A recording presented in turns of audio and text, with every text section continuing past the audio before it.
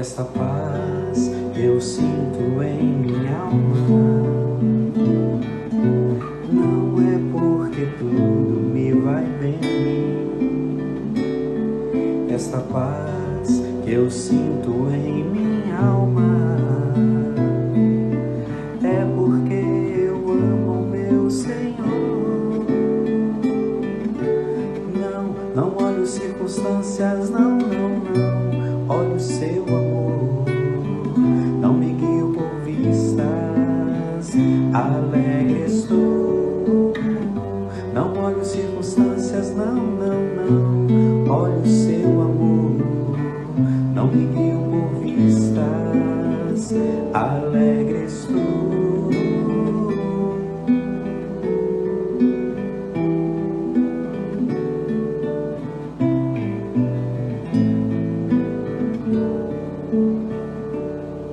E ainda que a terra não floresça e a vide não der o seu fruto, e ainda que os montes se abalem, nada temerei, vou confiar. Não olho circunstâncias, não olho seu amor. Não me guio por vistas, alegre estou. Não olho circunstâncias, não olho seu amor. Não me guio por vistas, alegre estou.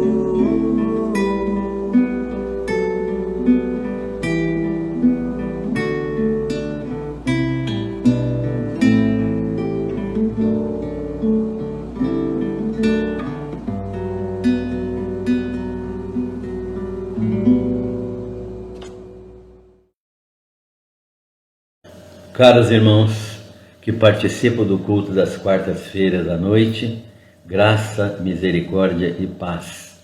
Também aqueles que participam eventualmente ou aqueles que não participam, mas que podem ainda participar, nós queremos saudá-los todos com a graça e a paz do Senhor Jesus.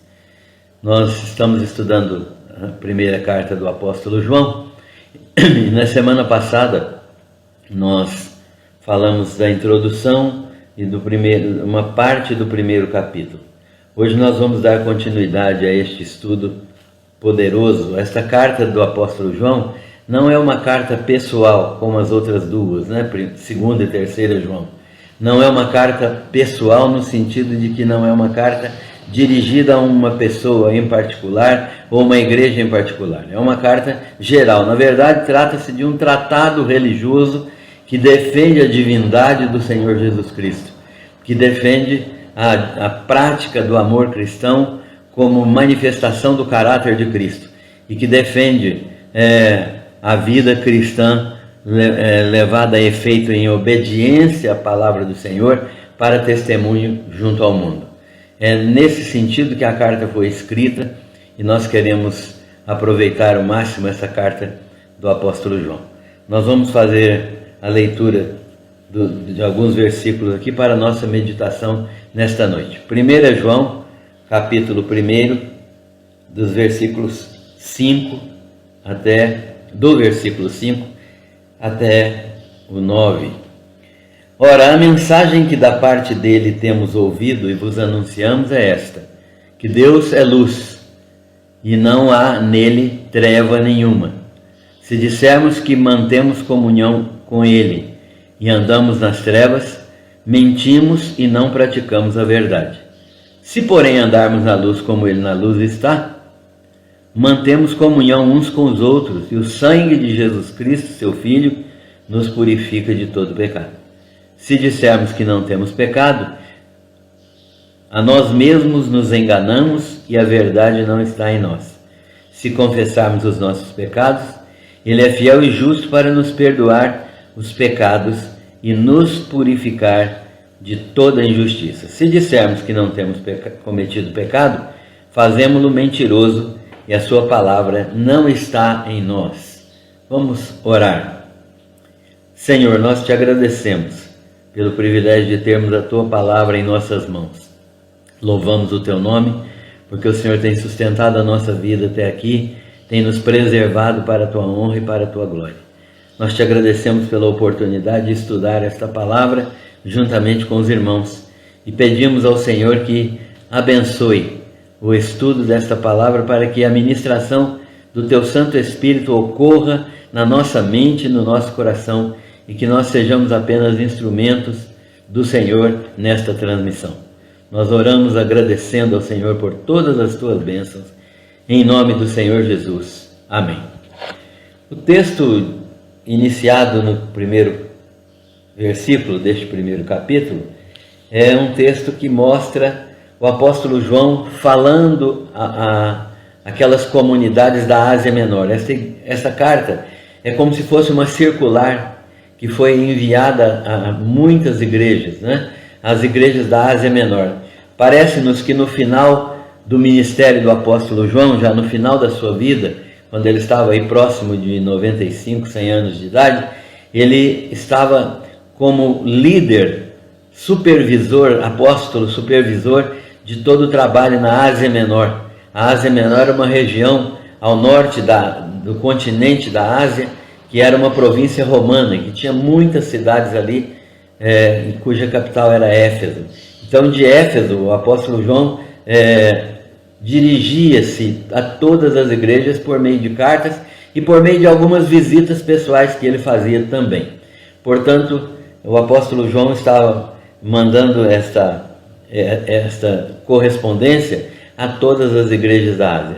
É como se ele estivesse hoje aqui falando conosco da seguinte maneira: olha, irmãos, eu estou tendo o privilégio de visitar a igreja de Cacoal e quero ressaltar algumas coisas.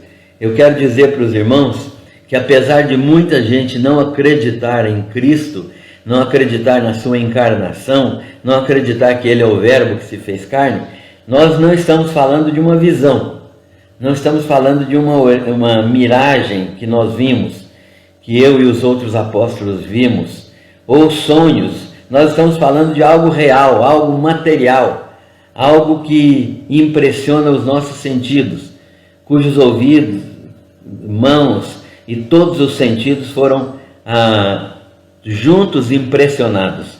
E nós tocamos verdadeiramente na palavra da vida, porque a palavra da vida não é um anjo, mas ele é um corpo. A palavra da vida é Deus que se encarnou em Jesus de Nazaré. Portanto, o Verbo, a segunda pessoa da Trindade, se fez homem e habitou entre nós, e nós vimos a sua glória. Então eu estou dizendo para vocês uma experiência absolutamente real e verdadeira.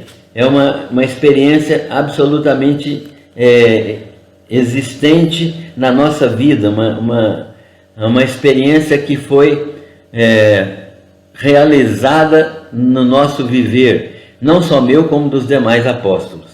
E eu estou, desta maneira, dizendo para vocês que Jesus Cristo é um ser vivo.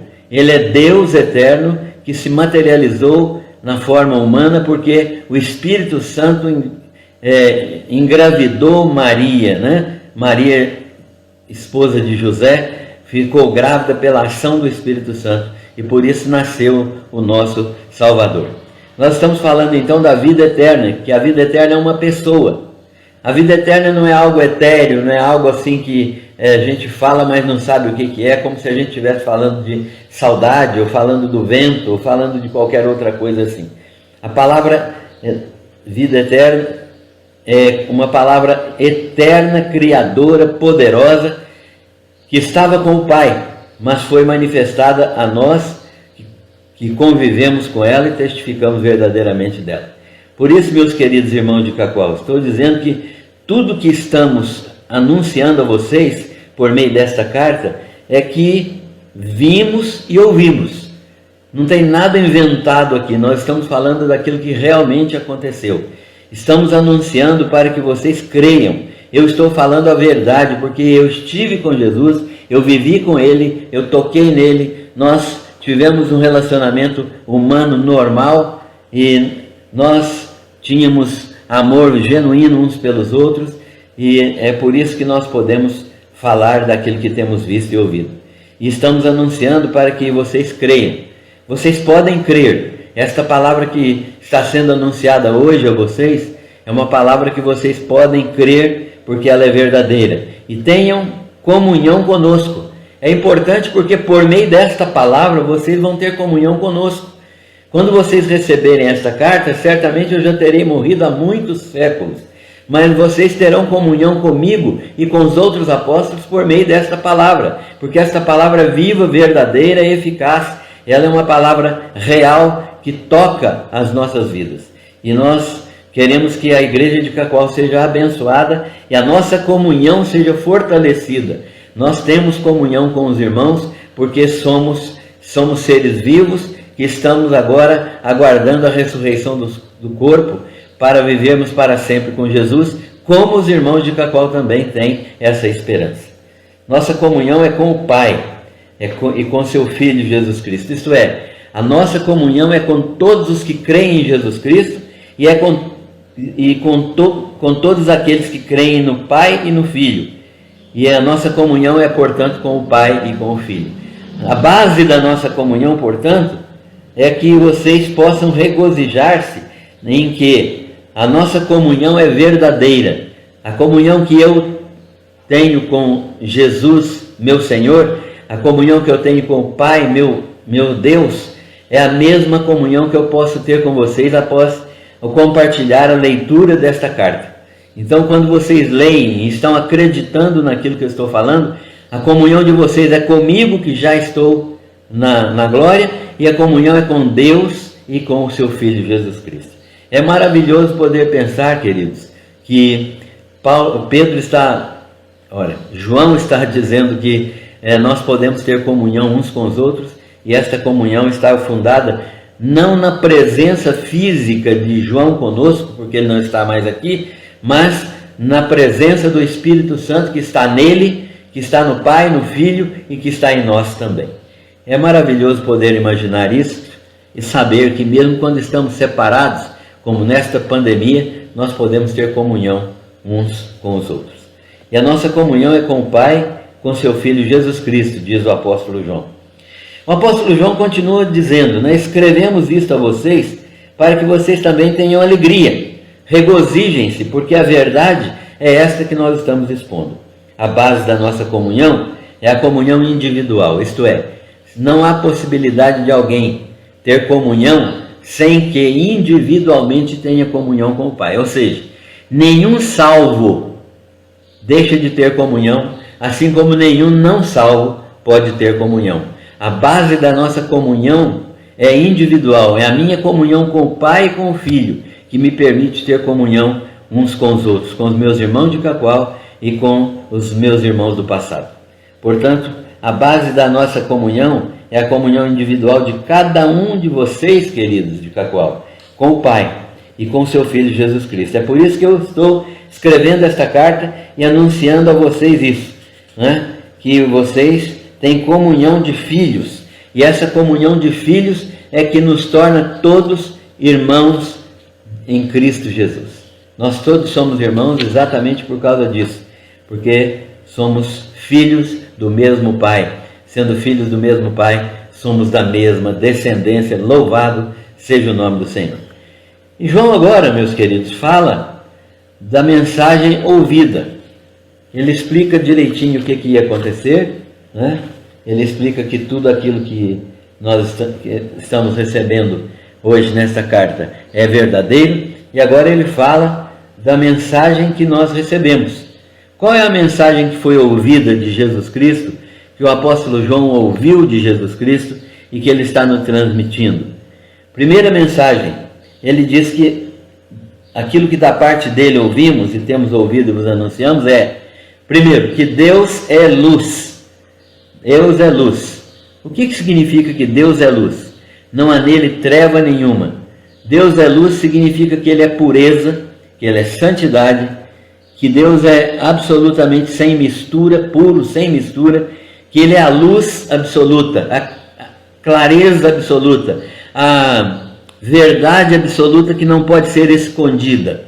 Deus é verdadeiro. Há uma relação vital entre aquilo que Deus é e aquilo que nós somos ou nos tornamos. Olha só, porque Deus é luz, nós vivemos na luz. Porque Deus é luz, nós também temos que ser luz. Jesus Cristo disse no Sermão do Monte que nós somos a luz do mundo. Nós não somos a luz principal, a fonte de luz. A fonte de luz é Deus, mas nós somos uma luz secundária que brilha por causa da fonte que está em nós. A fonte foi plantada em nós pelo poder do Espírito Santo. E agora nós podemos ter essa luz iluminando-nos e iluminando o mundo através de nós e por meio de nós. Então há uma relação vital entre aquilo que Deus é e aquilo que nós somos, ou aquilo que nos tornamos. Nós nos tornamos filhos de Deus e nos tornamos emitentes de luz, porque a luz do céu veio habitar em nós. Nós podemos então emitir luz para que aquelas pessoas do mundo vejam a nossa luz. Irmãos, é importante demais isso que João está falando. Ele está dizendo que nós somos luz e que precisamos brilhar. E agora já fica uma pergunta aqui. Se depender do seu brilho, as pessoas vão ver Jesus? Se depender da sua manifestação luminosa, se depender daquilo que você faz como filho de Deus, as pessoas vão conhecer Jesus? Isso é muito necessário ser respondido, é muito importante ter essa resposta. Deus é luz, continua o apóstolo João. Não é possível ter comunhão com Ele e andar em trevas. Outra pergunta básica. Se você anda em trevas, se você ainda não está vivendo na luz de Deus, é necessário reavaliar então o seu caminho. Porque se Deus é luz e Ele habita em nós, não é possível ter comunhão com Ele, com Deus, e andar em trevas. Ter comunhão com Deus se reflete numa conduta humana reta, santa e pura. Se você não tem uma conduta reta, sem defeito, sem erro, pura, uma conduta que não se mistura com o mundo, e uma conduta santa, isto é, que busca crescimento espiritual e santificação, busca semelhança com a vida de Jesus Cristo. Se você não tem estas coisas, então você precisa mudar, se arrepender e ser transformado pela luz de Deus. O apóstolo João continua dizendo que quando andarmos em trevas, isto é, quando andamos em trevas, isto é, quando nossas ações, as nossas atitudes, os nossos pensamentos não refletem o caráter de Deus, então estamos andando em trevas, então somos mentirosos e estamos pecando. Não é possível dizer que somos crentes e andarmos em trevas, com ações, atitudes e pensamentos que não refletem o caráter de Deus. Então, se fazemos isso, somos mentirosos, andamos em trevas e estamos pecando. É isso que ele diz. Se dissermos que mantemos comunhão com Ele e andarmos nas trevas, mentimos e não praticamos a verdade. Se porém andarmos na luz como Ele está, então mantemos comunhão uns com os outros e o sangue de Jesus Cristo, seu Filho, nos purifica de todo pecado. É um texto maravilhoso este, e o apóstolo João continua dizendo: o pecado existe e é uma realidade. O pecado existe, é uma realidade.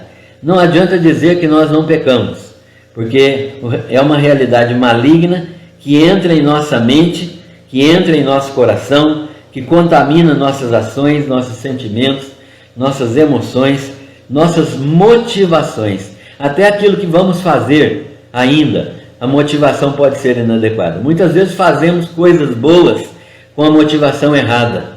Fazemos coisas boas para nosso engrandecimento, para aparecermos, para sermos reconhecidos pelas pessoas. Isso é uma situação grave, porque a motivação não é correta, a motivação é pecaminosa. E isso nos coloca contra Deus. Quando nós não nos lembramos de andar na luz como Ele está na luz, isso nos coloca contra Deus. Se dissermos que não temos pecado, nós mentimos e não há verdade em nós. E somos colocados contra Deus por causa desta falta de conhecimento. Nós somos colocados de uma maneira que Deus se entristece conosco. Os falsos mestres, segundo o apóstolo João, diziam que o pecado é uma ilusão, que é uma falta de conhecimento. Quando nós conhecemos bem todas as coisas, não existe pecado. Pecado é só ignorância, falta da luz da sabedoria mística, falta da luz da sabedoria humana, falta do desenvolvimento espiritual que cada pessoa deveria ter. João está dizendo que não é isso, que o pecado é real, é uma presença constante, ele não é uma ignorância, ele não é um desconhecimento, ele não é falta de sabedoria. O pecado é uma realidade espiritual, uma presença constante, um desejo carnal de andar em desobediência a Deus para fazer a nossa própria vontade. O pecado a raiz do pecado é o egoísmo. O egoísmo é aquele sentimento que nós temos de agradar a nós mesmos, porque nos colocamos como deuses, somos o nosso próprio Deus. Todas as vezes que nós queremos ser o nosso próprio Deus, nós nos enganamos a nós mesmos e pecamos. Se nós não enxergarmos o nosso coração pecaminoso, se dissermos que não pecamos, somos mentirosos, porque o pecado é uma realidade que está ao nosso redor. E aí não há verdade em nós. Esta é uma situação dramática. É a experiência de todos nós. Somos assolados pelo pecado. E aí o apóstolo João vai nos dizer o que fazer. Então nós precisamos entender que o apóstolo João está falando a verdade, ele está dizendo aquilo que é verdadeiro sobre Jesus, ele está dizendo que nós precisamos andar na luz como ele na luz está, e ele está dizendo que nós precisamos aprender a reconhecer o pecado em nossas vidas, porque o pecado existe, mas nós temos coisas a fazer com o pecado, ou seja, temos como tratar o pecado. Nós veremos isso na semana que vem. Deus nos abençoe e nos guarde de todo mal. Amém.